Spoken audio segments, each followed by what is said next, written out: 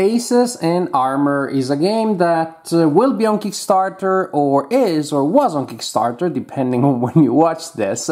The publisher asked me if I wanted to take a look at a prototype and make a video about it, and I accepted because I enjoy the privilege of taking early looks at games and also enjoy sharing my ideas with the community of players, hoping that the information I share may be useful to them. Couple of disclaimers here. When I make a preview of an upcoming game based on a prototype, I treat the preview exactly like my other reviews, meaning I don't take money for it and I just share my opinions and ideas precisely like I do in all of my reviews.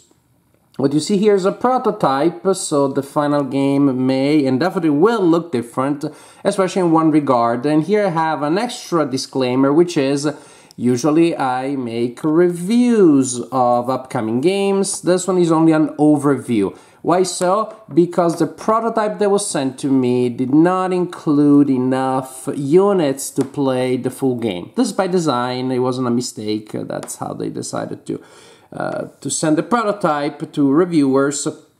And so I'm not gonna review a game if I wasn't able to play the full game. Matter of fact, they sent me about half of the units that you need. So what did I do? I read the rulebook and I played a couple of turns, and I'll give you this overview of what I learned about the game. Again, take this with a grain of salt. No, with enough salt to draw a circle around your house to keep away the demon of bad game design. So this is a war game inspired by World War II. We're gonna have 4 factions, so 2 different groups of Germans, and then 2 different allies, the Americans and the Soviets. And again, you should have twice as many units in the final version. I'm also told that the miniatures will be heavier, and these 2 sticks that stick out of each unit will be thinner. What are these sticks? They're used to keep track of 2 things: how much damage a unit has and also the level of experience. And you use these kind of perler beads here to keep track of that. Each time a unit takes a hit, it receives a gray bead, and you put it on one of these sticks here, like so. There you go. And if a unit scores a hit against an opponent, it gains an experience point. If it scores enough hits to destroy an enemy unit, it gains 2. The first 2 experience points that you gain are represented by white beads. Then the next 2 are represented by yellow beads. Probably again, if you have your when you will have your copy, you will want to sort them out better than I did. And when a unit has 5 experience points, the last one is a red, and it means that they're really tough now. So it will look like that. There you go. That would be a veteran unit with 5 experience points, and it has taken 2 points of damage. So, to set up the game, we're gonna do an actual setup. You will use these gray discs here with numbers between 1 and 12 to determine random placement of units on the map.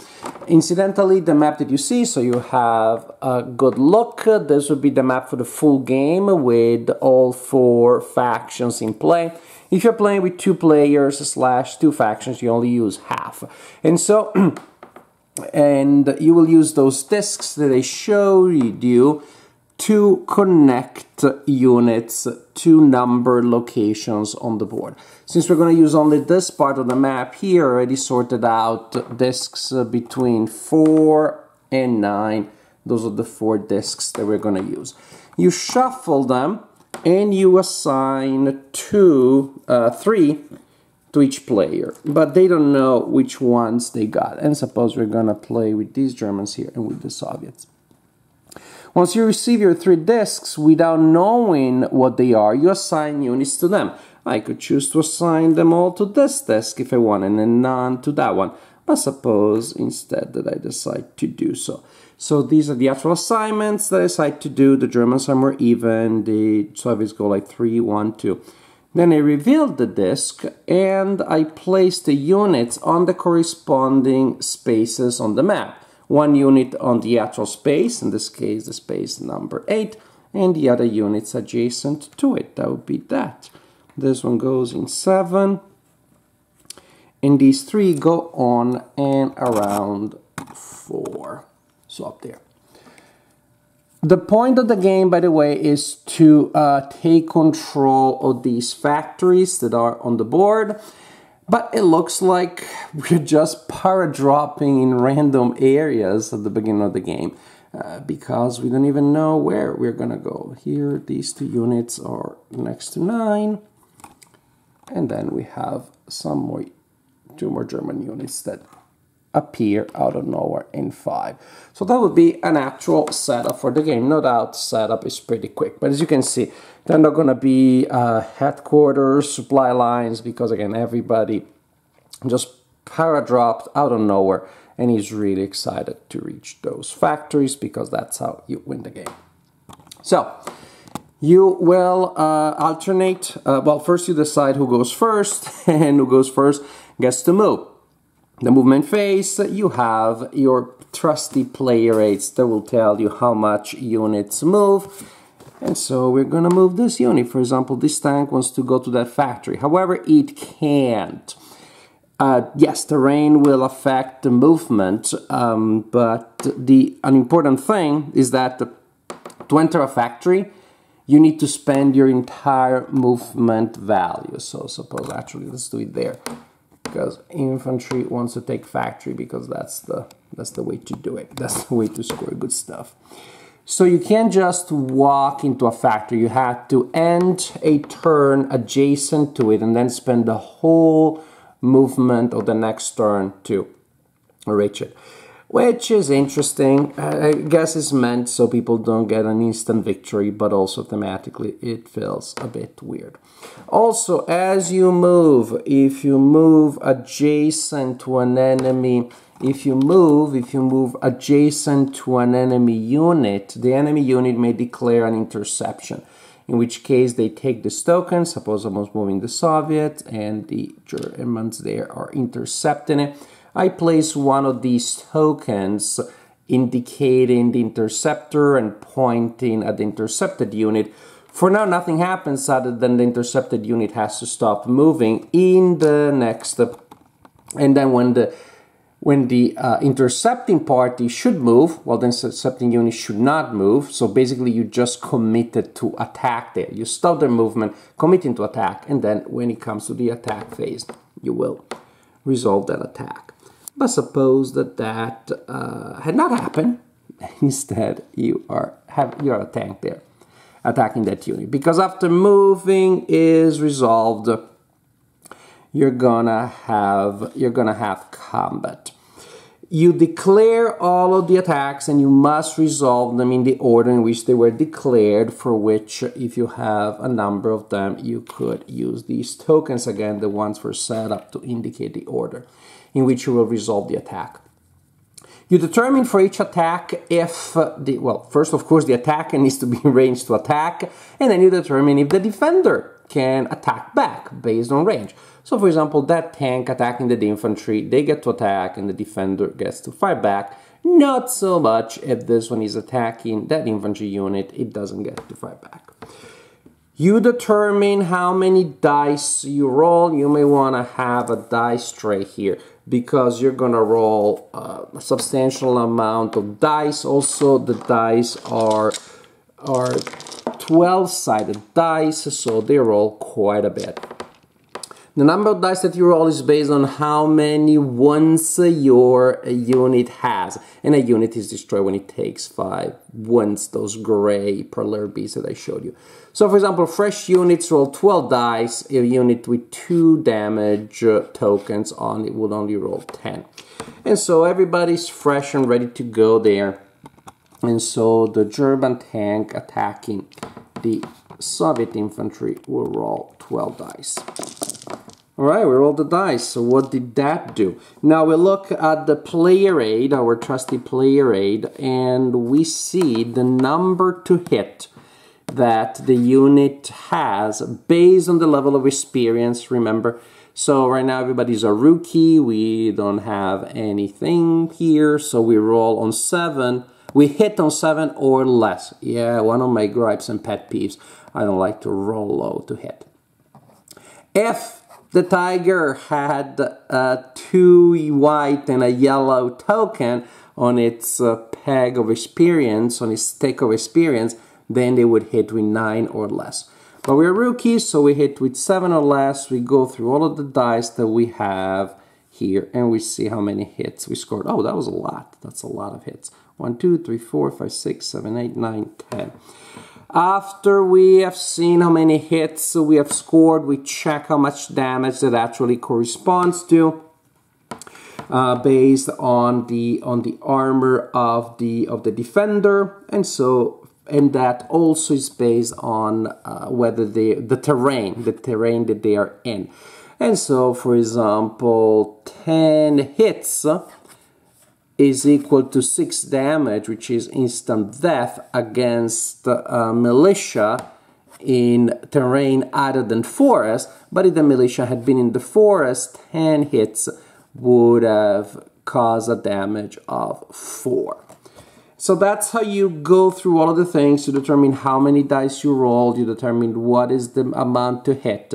Oh, incidentally, the dice to roll can be affected by the presence of other friendly units that are supporting you.